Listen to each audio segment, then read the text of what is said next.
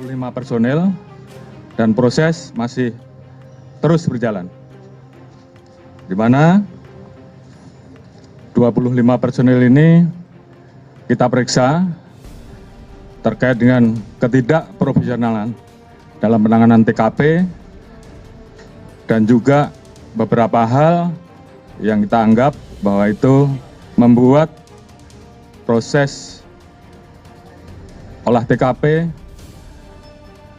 dan juga hambatan-hambatan dalam hal penanganan TKP dan penyidikan yang tentunya kita ingin bahwa semuanya bisa berjalan dengan baik. Semua orang kan sudah tahu dengan 2 alat bukti yang sah sudah bisa menjadikan orang tersangka.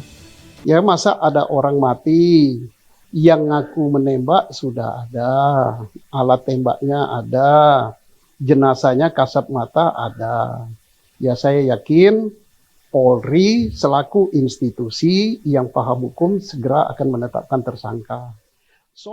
Ngeri, pasca dikritik habis, Kapolri tunjukkan taringnya terkait penanganan kasus Yosua.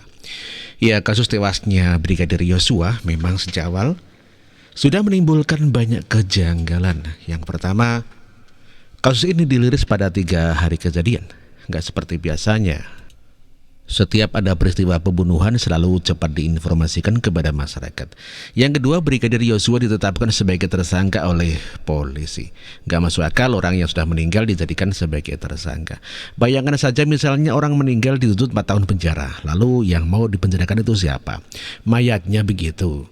Kan sudah jelas kalau orang wafat, yang menjadi hakim atas perbuatannya langsung Tuhan, bukan lagi Pengadilan Negeri Jakarta Selatan. Yang ketiga, pelaku hanya dijadikan saksi padahal jelas-jelas Baradae sudah membunuh orang dan yang dibunuh pun aparat penegak hukum yang lagi menjalankan tugas. Keempat, barang bukti tidak diekspos seperti biasanya yang dilakukan oleh Polri.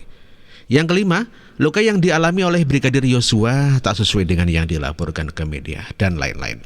Banyak kejanggalan ini pula yang membuat banyak orang mengkritik keras pengusutan kasus yang dilakukan Polri. Termasuk mantan Kabareskrim Polri Susno Duhaji mengatakan bahwa kasus Brigadir Yosua ini sebenarnya sangat mudah diungkap. Kenapa? Karena semuanya sudah jelas. TKP ada, barang bukti ada, senjata, HP, CCTV, selongsong proyektil peluru HP, darah luka dan lain-lain, saksi ada dan yang menembak juga ada. Jadi semuanya ada. Tetapi karena TKP-nya di rumah jenderal, itulah yang bikin pengusutannya menjadi tersendat-sendat. Kasus ini sebenarnya very simple, mudah sekali. Seandainya TKP-nya bukan di rumah jenderal, bukan melibatkan supir ataupun ajudan jenderal, dan juga dugaan pelakunya itu bukan Baradae yang mantan perwira tinggi itu. Kalau Susno yang ngomong tentu bisa dipercaya karena dia merupakan mantan jenderal bintang 3. Soal kasus dan pengenalan kasus pasti dia paham banget karena pernah menjabat sebagai Kabareskrim Polri. Di samping itu, tokoh asal Pagar Alam Sumsel itu pernah mengikuti kursus Senior Investigator of Crime kursus, ya, kecuali kalau Novel Bamumin yang ngomong, itu baru tak bisa dipercaya. Nah, penanganan kasus yang lamban serta banyak kejanggalan itu jelas secara tidak langsung turut mencoreng citra Kapolri Listio Sigit Prabowo. Seolah-olah dia seorang nomor 1 di tubuh Polri tidak dianggap oleh anak buahnya dengan mengusut kasus serius tapi kesannya main-main. Apalagi Presiden Jokowi juga sudah memerintahkan Kapolri untuk mengusut tuntas kasus ini. Dibuka sejujur-jujurnya dan jangan ada yang ditutup-tutupi. Pasca mendapat banyak desakan, inilah Kapolri akhirnya menunjukkan taringnya. Tanpa terdengar-lengaleng, Verdi Sambo dicopot dari jabatan sebagai Kadif Propam dan dipindahkan ke Yamna Polri. Mantan Kapolres Brebes itu pun sudah diperiksa oleh tim Sus Polri terkait tewasnya Brigadir Yosua. Tanya itu 25 personel Polri lain yang diduga menghambat penanganan kasus Brigadir Yosua telah diperiksa dan ke-25 orang itu dimutasi. Kemudian Baradae yang dulu pernah disebut Polri menembak Brigadir Yosua karena membela diri sekarang sudah ditetapkan sebagai tersangka. Dan ia pun dijerat dengan pasal 338 KUHP junto pasal 55 dan 56 KUHP. Adapun isi pasal itu, barang siapa dengan sengaja merampas nyawa orang lain diancam karena pembunuhan dengan pidana paling lama 15 tahun penjara. Jadi dengan diterapkannya pasal ini, pernyataan Baradae membela diri otomatis terbantahkan. Kasian sebenarnya, lihat polisi satu ini. Sudah pangannya paling rendah karirnya langsung habis pula, atau dengan kata lain dia layu sebelum berkembang. Ini juga membuat pelajaran untuk kita semua, peganglah teguh prinsip kebenaran.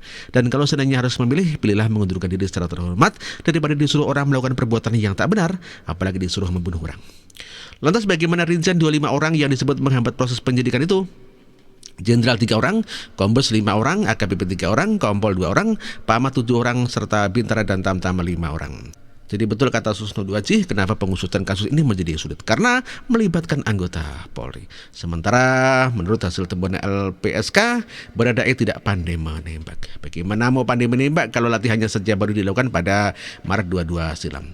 Karena sudah menjadi hukum alam untuk bisa menjadi mahir dalam satu bidang itu butuh waktu dan proses panjang. Ya, bisa sampai bertahun-tahun, bahkan berpuluh-puluh tahun.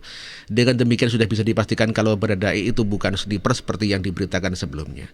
Jadi perlahan pasti kasus ini semakin terbuka lebar. Yang ini tentu tidak lepas dari peran Kapolri yang sebelumnya sudah dikritik.